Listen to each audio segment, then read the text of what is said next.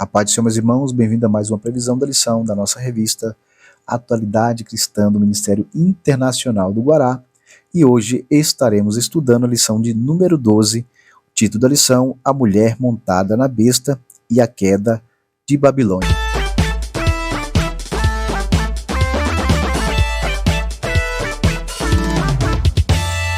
Muito bem, vamos ao nosso fundamento da nossa lição.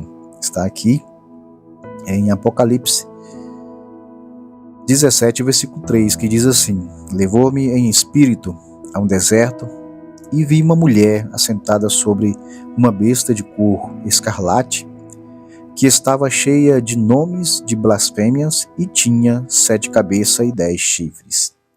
Referências bíblicas está aqui em Apocalipse 17, 4 e 6, que diz assim: A mulher estava vestida de púrpura escarlata, adornada com ouro e pedras preciosas, pérolas, e tinha na mão um cálice de ouro cheio das abominações e da imundícia da sua prostituição. A sua testa estava escrito o nome: Mistério, a Grande Babilônia, a mãe das prostituições e abominações da terra. E vi que a mulher estava embriagada do sangue dos santos e do sangue das testemunhas de Jesus.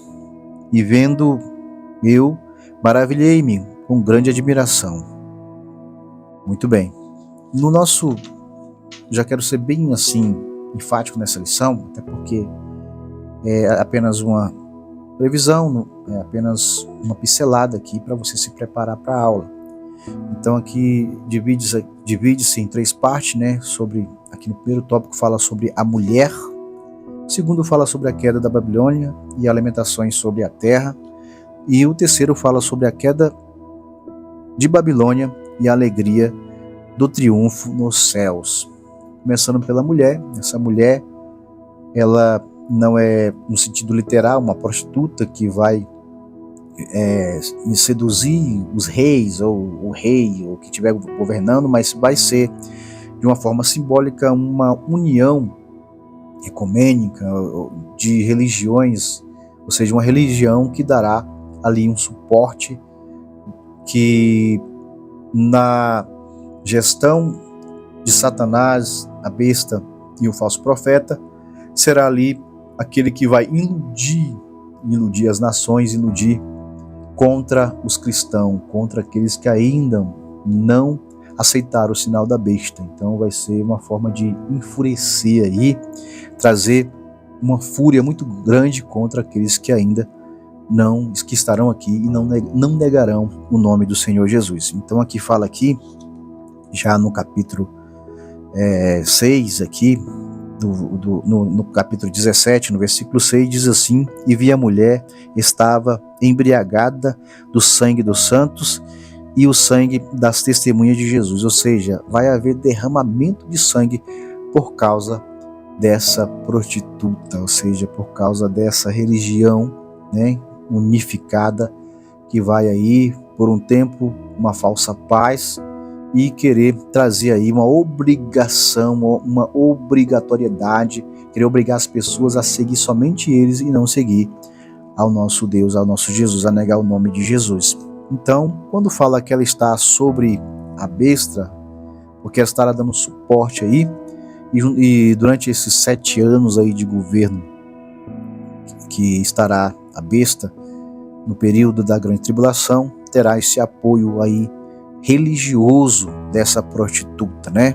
Então, e é isso aí, né? No sentido escatológico aqui, né, nós vemos aqui que essa mulher, né, dentro desse governo trará aí uma grande perseguição, vou dizer assim, de uma grande carnificina aí contra aqueles que ainda estarão seguindo ao Senhor Jesus, né?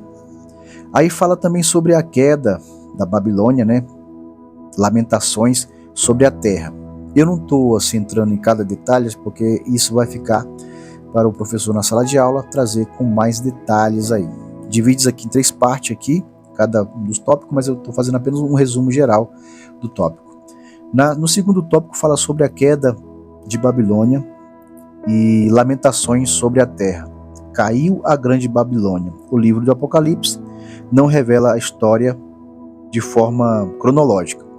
Vai enfatizando fatos que acontecem no decorrer da sua narrativa. A queda de Babilônia é mencionada em cinco versículos aqui no próprio Apocalipse, né? Então você siga aí e vai verificar em Apocalipse 14, 8, Apocalipse 16, versículo 19, Apocalipse 18, 2 e do 10 ao 21. Confere aí, né? Então, assim, quando fala da queda dessa Babilônia, será quando todo esse sistema aí, vamos dizer assim, esse sistema político e religioso chegará, né, à sua destruição, quando haverá essa destruição, né?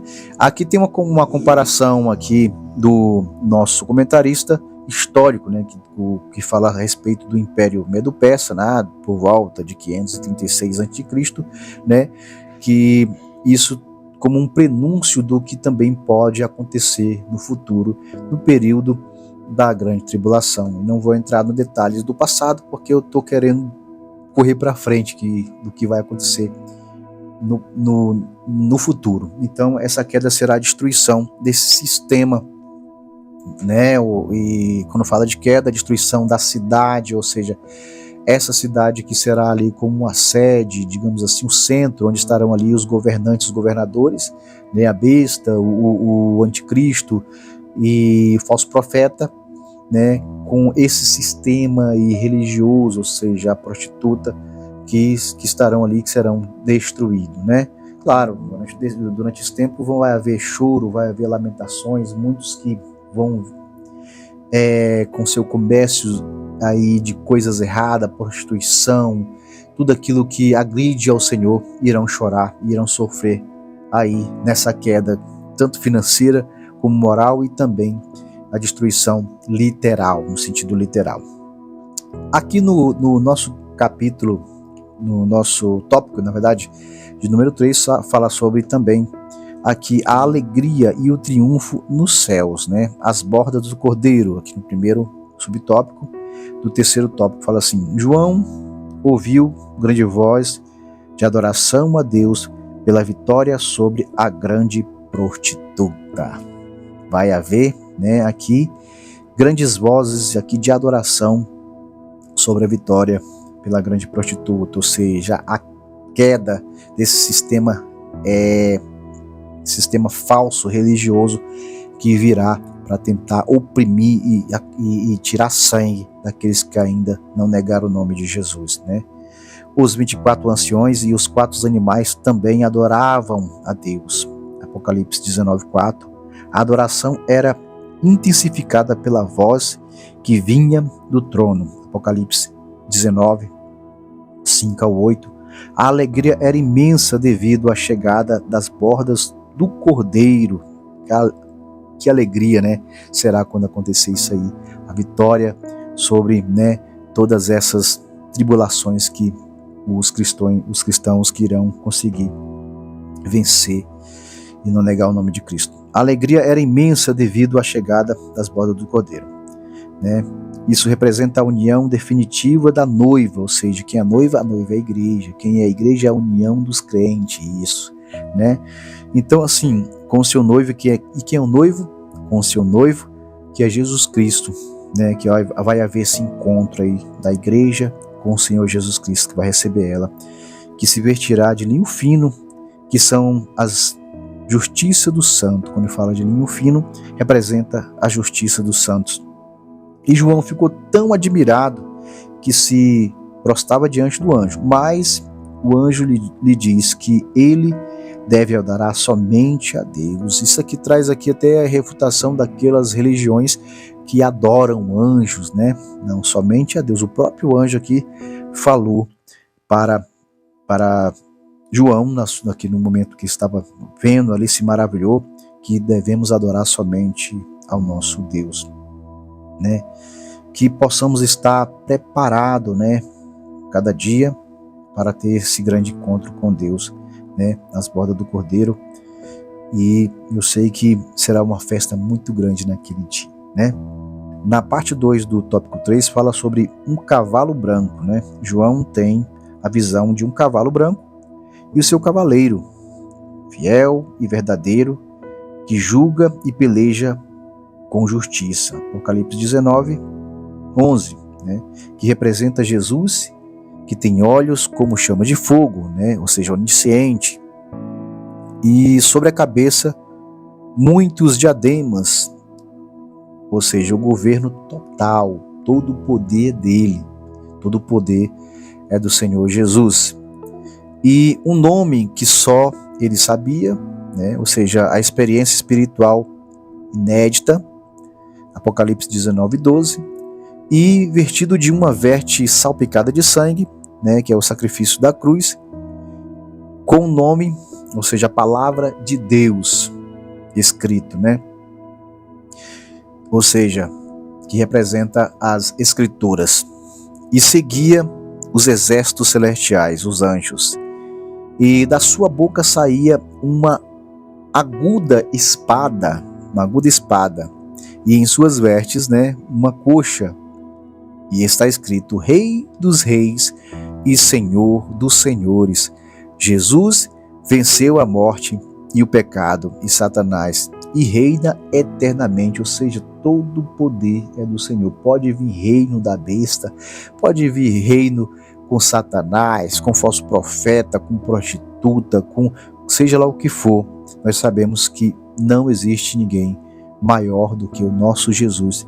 Não existe reino maior do que o reino do nosso Deus e o poder do nosso Senhor Jesus. No subtópico 3, do tópico 3, fala sobre o lago de fogo, ou seja, o local aonde a besta, o falso profeta, Satanás e todos aqueles que praticam a iniquidade será lançado, ou seja, o lago de fogo será inaugurado nessa época, ainda está fechado, mas será aberto, e todos aqueles que praticam a iniquidade, a besta, o falso profeta, Satanás, serão lançados nesse lago de fogo. Enquanto isso, eu e minha família estarei lá no céu com meu Deus, gozando de todas as coisas celestiais que estarão lá. Então, concluindo essa lição, nós vimos aqui a importância de sermos fiel ao Senhor, para que não venhamos precisar de passar pela grande tribulação, por esses 7 anos que haverá de tormenta, que possamos já ser arrebatados antes. Eu não quero estar aqui para ver esses episódios, mas eu já quero estar com o meu Deus, que possamos ser fiel ao Senhor a cada dia. Muito bem, vamos para a nossa revisão da nossa previsão da lição. A primeira pergunta é: quem é a mulher assentada sobre a besta? Não vou responder, você vai estudar e eu responder na sala de aula. Segunda pergunta é: por que os mercadores da terra chorarão? E quem é o cavaleiro do cavalo branco? Esse aqui, né? Quem é esse cavaleiro? E o que são as bordas do cordeiro e o lago de fogo? A paz do Senhor, e não perca aí a nossa escola bíblica dominical. Confira o nosso endereço aí no rodapé e venha e traga a sua família. Deus abençoe.